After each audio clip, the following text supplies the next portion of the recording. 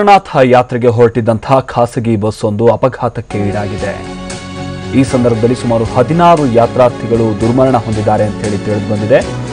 35 ಜನರಿಗೆ ಈ ಸಂದರ್ಭದಲ್ಲಿ ಗಂಭೀರ ಗಾಯಗಳಾಗಿದೆ ಅಂತ ಹೇಳಿ ತಿಳಿದು ಬಂದಿದೆ.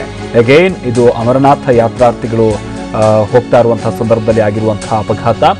ಮೊನ್ನೆ ಉಗ್ರರು ಅಟ್ಯಾಕ್ ಮಾಡಿದಂತಹ ಸಂದರ್ಭದಲ್ಲಿ ಸುಮಾರು 7 ಯಾತ್ರಾರ್ಥಿಗಳು ಸಾವನ್ನಪ್ಪಿದ್ದರು. ಹಾಗೆ ಆ ನಂತರದಲ್ಲಿ ಬಿಗಿ ಬಂದೋಬಸ್ತನ್ನೆಲ್ಲ ನಾವು ಕೈಗೊಳ್ಳಲಾಗಿದೆ. ಆದರೆ ಈ ಬಾರಿ ಮತ್ತೆ ಅಲ್ಲೊಂದು ದುರಂತ ಸಂಭವಿಸಿದೆ. ಈ ಬಾರಿ ಬಸ್ ಒಂದು ಚಾಲಕನ ನಿಯಂತ್ರಣ ತಪ್ಪಿ ಪಾತಾಳಕ್ಕೆ ಉರುಳಿ ಬಿದ್ದಂತಹ ಪರಿಣಾಮವಾಗಿ ಈ ರೀತಿಯಾದಂತಹ ಒಂದು ದುರಂತ ಸಂಭವಿಸಿದೆ. ಸಿಕ್ಕಿರುವಂತಹ ಮಾಹಿತಿ ಪ್ರಕಾರವಾಗಿ 16 ಯಾತ್ರಾರ್ಥಿಗಳು ಸಾವನ್ನಪ್ಪಿದ್ದಾರೆ ಅಂತ ಹೇಳಿ ತಿಳಿದು ಬಂದಿದೆ.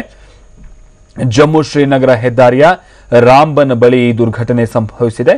ಸೊ ಸೇನೆಯಿಂದ ಈಗ ರಕ್ಷಣಾ ಕಾರ್ಯಾಚರಣೆ ಇನ್ನೂ ಕೂಡ ಮುಂದುವರೆದಿದೆ ಅಂತ ಹೇಳಿ ತಿಳಿದು ಬಂದು ನಾವೀಗ ಇಲ್ಲಿ ನೋಡೋದಾದ್ರೆ ಬಹಳ ನ್ಯಾರೋ ರೋಡ್, ಜೊತೆಗೆ ಬಹಳ ಎಚ್ಚರಿಕೆಯಿಂದ ಹೋಗಬೇಕು. ಸ್ವಲ್ಪ ಏನಾದರೂ ಗಮನ ಎಚ್ಚರ ತಪ್ಪಿದ್ರೂ ಕೂಡ ಬಸ್ ದೊಡ್ಡ ಪ್ರಪಾತಕ್ಕೆ ಬೀಳುವಂತಹ ಸಾಧ್ಯತೆ ಇರುವಂತಹ ರಸ್ತೆ ಅದು. ಆ ರೀತಿಯಾದಂತಹ ರಸ್ತೆಯಲ್ಲಿ ದುರಂತ ಸಂಭವಿಸಿದೆ. ಬಹುಶಃ ನಾವಿದು ನೋಡ್ತಿರೋದೀಗ ಕಣಿವೆ ಕೆಳಗೆ ಬಸ್ ಉರುಳಿ ಬಿದ್ದ ನಂತರದಲ್ಲಿ ಅಲ್ಲಿಂದ ಜನರನ್ನ ಬಹುಶಃ ಮೇಲಕ್ಕೆ ಕರ್ಕೊಂಡು ಹೋಗುವಂತಹ ಪ್ರಯತ್ನದಲ್ಲಿ ಅಲ್ಲಿರುವಂತಹ ಪೊಲೀಸ್ ಸಿಬ್ಬಂದಿ ಜೊತೆಗೆ ಸೇನಾ ಸಿಬ್ಬಂದಿ ಆ ವಿಚಾರಕ್ಕೆ ಸಂಬಂಧಪಟ್ಟಂತೆ ಶ್ರಮ ವಹಿಸ್ತಾ ಇರೋದನ್ನು ನಾವಿಲ್ಲಿ ಗಮನಿಸಬಹುದಾಗಿದೆ. ಗಾಯಾಳುಗಳನ್ನು ತಕ್ಷಣವೇ ಆಸ್ಪತ್ರೆಗೆ ದಾಖಲಿಸುವಂತ ಪ್ರಯತ್ನವೂ ಕೂಡ ಅಲ್ಲಿ ನಡೀತಾ ಇದೆ. ಈ ಬಗ್ಗೆ ಮತ್ತಷ್ಟು ಮಾಹಿತಿಯನ್ನು ಕೊಡ್ತಾರೆ ನಮ್ಮ ಪ್ರತಿನಿಧಿ ನಾಗರಾಜ್ ದೀಕ್ಷಿತ್. ನಾಗರಾಜ್ ದೀಕ್ಷಿತ್, ಈಗ ಎಲ್ಲಿಗೆ ಸಂಬಂಧಪಟ್ಟಿದಂತಹ ಬಸ್ ಇದು, ಜೊತೆಗೆ ಗಾಯಾಳುಗಳ ಸ್ಥಿತಿ ಹೇಗಿದೆ, ಇದ್ರ ಬಗ್ಗೆ ಏನೋ ಡೀಟೇಲ್ಸ್ ಲಭ್ಯ ಆಯ್ತಾ? ನಾಗರಾಜ್ ದೀಕ್ಷಿತ್, ಏನು ಅಪ್ಡೇಟ್ಸ್ ಲಭ್ಯ ಆಗಿದೆ?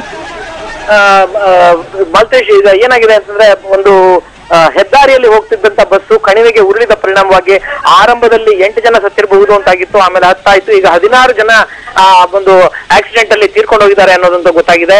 ಇದು ಜಮ್ಮು ಮತ್ತು ಶ್ರೀನಗರ ನಡುಮಧ್ಯದ ಹೈವೇನಲ್ಲಿ ನಡೆದಿರತಕ್ಕಂತ ಘಟನೆ.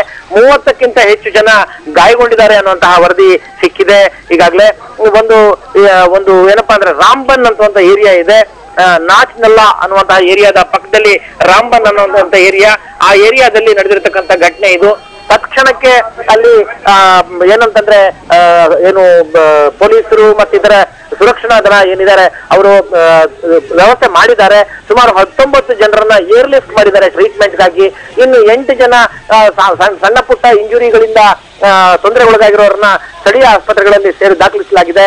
ಒಟ್ಟಾರೆಯಾಗಿ ಅವರಿಗೆ ಏನೆಲ್ಲ ನೆರವು ಬೇಕೋ ಆ ಎಲ್ಲ ನೆರವುಗಳನ್ನ ಕೊಡಲಾಗಿದೆ. ನಿನ್ನೆ ಮಧ್ಯಾಹ್ನದ ಹೊತ್ತಿಗೆ ಬಸ್ ಬಿದ್ದೋಗಿದೆ. JK02Y 0594 ಹೇಳ್ತಕ್ಕಂಥ ಒಂದು ಬಸ್ಸು. ಅದು ಸುಮಾರು 40ರಿಂದ 42 ಯಾತ್ರಾರ್ಥಿಗಳು ಆ ಬಸ್ ನಲ್ಲಿ ಇದ್ರು. ಆ ಬಸ್ಸು ಆಯಾ ತಪ್ಪಿ ಕಣಿವೆಗೆ ಉರುಳಿದೆ. ಯಾಕೆ ಉರುಳಿತು, ಹೇಗೆ ಉರುಳಿತು ಅನ್ನೋದು ಇನ್ನು ತನಿಖೆಯ ನಂತರ ಗೊತ್ತಾಗುತ್ತೆ. ಈಗಾಗಲೇ 16 ಜನ ತೀರ್ಕೊಂಡಿದ್ದಾರೆ, ಮತ್ತೆ 30 ಜನಕ್ಕೆ ಗಾಯ ಆಗಿದೆ. ಅದರಲ್ಲಿ 19 ಜನ ಗಂಭೀರವಾಗಿರೋದ್ರಿಂದ ಅವರನ್ನ ಟ್ರೀಟ್ಮೆಂಟ್ ಗಾಗಿ ಏರ್ ಲಿಫ್ಟ್ ಮಾಡಲಾಗಿದೆ. ಇಷ್ಟು ಮಾಹಿತಿ ಗೊತ್ತಾಗಿದೆ ಮಾಲ್ತೇಶ್. ಓಕೆ, ಧನ್ಯವಾದ ನಾಗರಾಜ್ ದೀಕ್ಷಿತ್.